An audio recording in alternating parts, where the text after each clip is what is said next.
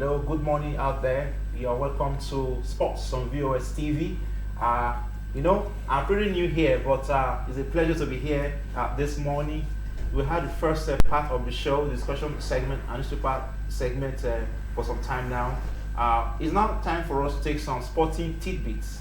I'm your host, Uyi Lambert, and with me here is my brother, my friend, brother Justice Ali. Good morning, Lambert. Yeah, welcome to the show this morning. It's nice being here too. It's pretty nice. For some time now, the Euro 2020 Championship has been on by UEFA, and there were a lot of surprises last night that took place in that tournament.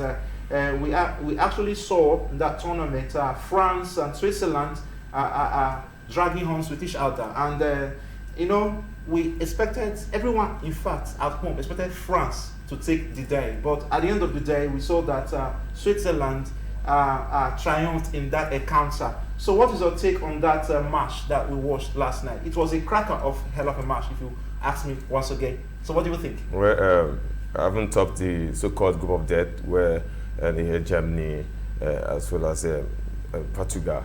I think the French actually deserve to be tagged the favourites into going to the tournament. They are world champions, and of course the parade array of stars all over the world, stars who are starters for their various club sides. You can't deny the French; they have it all. Yeah. But then this is the game of football where anything happens. You saw the dramatic turn of events yesterday. They came from behind. They were leading 3-1. Of course, you saw a world-class goal by Pogba. But then Switzerland, like we know, they were able to pull one back, and just in the 90th minute they were able to equalize, and that dragged the match into extra time with none team being able to get the winner. It all went down to the penalty shootout. Coming with that tag as favourites, one would have expected France, with all the array of stars and experience, to stay through, but like I said, it's a game of football. It just didn't happen as planned. But then I would fault the French national team for not giving the last spot kick to Olivier Giroud. He's a veteran in the team. He has so much experience, and most times you allow players like that to take the back seat and take the very last spot kick, but that didn't happen. They left the weight of the whole French nation on the shoulders of Kylian Mbappe to take the last spot kick. I think it was a very... He's 22 right now. But so he has so much talent, but of course, in situations like that, like I said, you just allow the veteran in your team to take the last spot kick. And of course, when every other player have taken that spot kick and have scored, you are expected to score yours, and also stepping out to take your spot kick, and I really felt overwhelmed. That was not the best of spot kick coming from a player. And of course, unfortunately, one team just has to lose. That's the game of football. When it comes to the penalties, you just can't tell who will make it. And unfortunately for France, they are out. I tell you, there will be a big miss because, of course, they bring so much aura, they bring so much viewership, they bring so much merchandise to the tournament, and one would have loved to see them go beyond this stage and if possibly to the finals. Yeah. So the Swiss triumphed there on penalties, 5-4 on penalties, and Kylian Mbappe even missed a penalty kick in that encounter. In other encounter yesterday that came up, we saw Croatia losing to Spain 3-5 goals. Spain scored 5, the Croatians scored 3.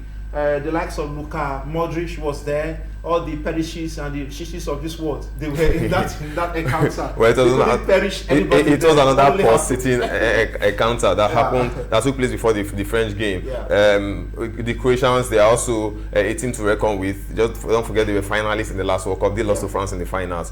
And having Luka Modric piloting their affairs from the midfield is one man you can always depend on. We've seen him score a world-class goal in the tournament already. Of course, unfortunately for them, Ivan Perisic is aging pretty well now. Yes, of course. Ivan Perisic was not in that game for Croatia, and the Spanish side is pretty young. Of course, Luis Enrique opted to go for young players. Against all expectations, even dropping their veteran. I call him an institution in Spanish football. Sergio Ramos. He wasn't on the side. This one man whose presence on the bench alone can make a whole lot of difference. But then he believed that the young guys can go all out on their own. They were leading 3-1, just like a cloned result with the French with the team with the France match. They're leading 3-1. Croatia came from 3-1 to make it 3-0 and going to extra time. Unlike the French, the France encounter, Spain were still able to make the difference with Alvaro Morata stepping up, to silence his critics by scoring the fourth goal before Mikel Zeriba scored the last one. I think for Spain, I still don't see them as contenders yet. They look naive sometimes. They might just bar out when they meet a superior firepower in other teams. But then going forward, having Spain in the next round is also a good one for this tournament. Yeah. What do you think now? Looking at the 2 World Cup finalists for 2018, bowing out of the round of 16 in Euro 2020. Croatia and France are already out. And now people are saying that there is a lot of weight on the shoulders of Didier Deschamps, the coach of the Le Bleu, the French national team. So what do you think the coach of France should do now? What is the next way forward? Because the World Cup is coming on in Qatar, maybe in November or December next year. So what should be the way forward for the Le Bleu? Where you hit the summit, there's nowhere else to go other than to start again. I think the front side, they've done pretty well for themselves. They are a nation that we always have the talent. So you just need to have the right manager to manage these talents. People call them the United Nations because they have an array of stars from different backgrounds playing for them. Yeah. They are still a force to reckon with, no doubt about that. But then he must begin to take a look at the squad and see how he can incorporate younger talents. There are so many young players who are from France in different club sides that needs to taste action for the French national side. There are some other players who maybe out of steam when the World Cup starts proper next year. The likes of Olivier Giroud might not just be there to give you his best. So you just need to replace these players. Paul Pogba is one player I'll praise any time. Once he's done the French national team jersey, he's a different player from what we see at Manchester United. Yeah. So they still have the talent, but then they must regroup. They must go back to the drawing board and see they are world champions. Yeah. And going to that World Cup, they will still be holders. They will be world champions to defend their title. So they must do everything now. This is just like a wake-up call to go back to the drawing board and see how they fix some mistakes and make sure that they're able to retain their title. So for Didier Deschamps, he's a good manager. He has given a good account of himself, and I think criticizing too much at this point won't be the best. Yeah, thanks a lot. Let's look at today's matches in the quarter finals.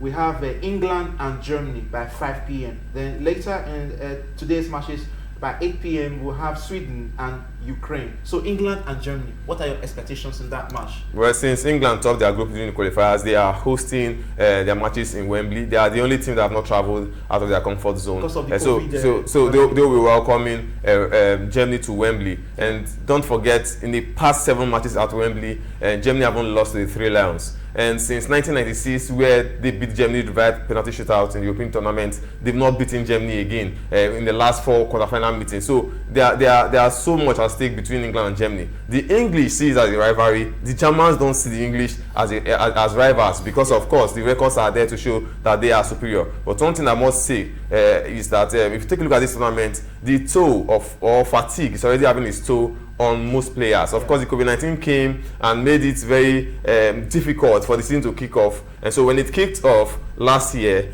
so many fixtures had to be jam-packed. So there were recurring fixtures between 2-3 days. Some teams had to play 4 matches within 7 days. So these players are not robots. It's already having its toll on them. The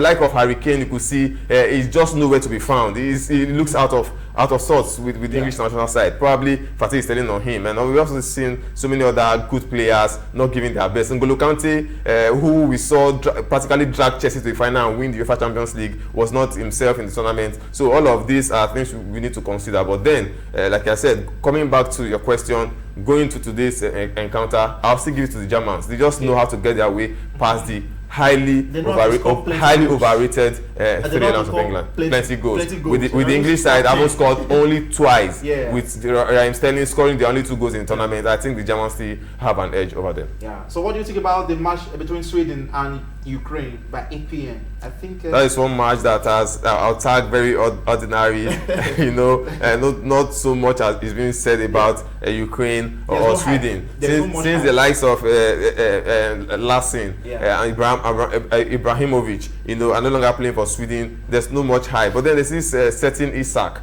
who is leading the line for them. He has shown so much, commitment to the side. He has shown that he could give much to the Swedish side. We also seen a certain Marcus Forsberg. So let's just see what happens. Whoever wins, we meeting the winner between Germany and England. Yeah, thanks a lot for being here this morning on Sport Tidbits on VOS TV.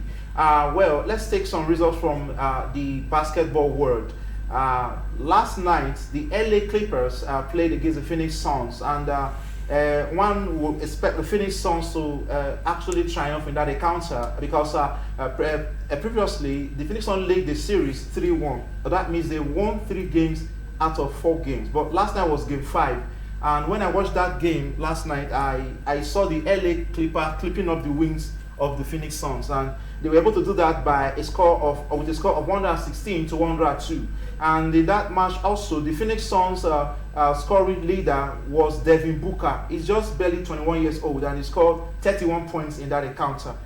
Chris Paul, that they call the point guard of basketball till date, scored 22 points in that match. And the other side too of the Clippers, you have the leading scorer, Paul George, with 41 points, 13 rebounds, that's double-double, and he was able to shoot 15 out of 20 field goals from the field.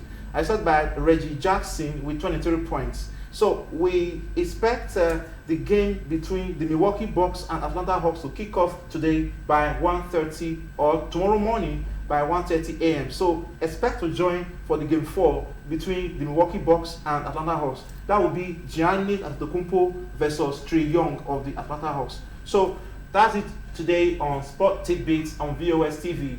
Please join us tomorrow for more sporting news around the world, and not just football. We'll take basketball, athletics, and subsequently other sports like boxing and Formula 1. So keep a date with us by tomorrow. You join us again tomorrow. I'm still Uy Lambert, and my Ali Justice. co-host have been Ali Justice. Thanks a lot.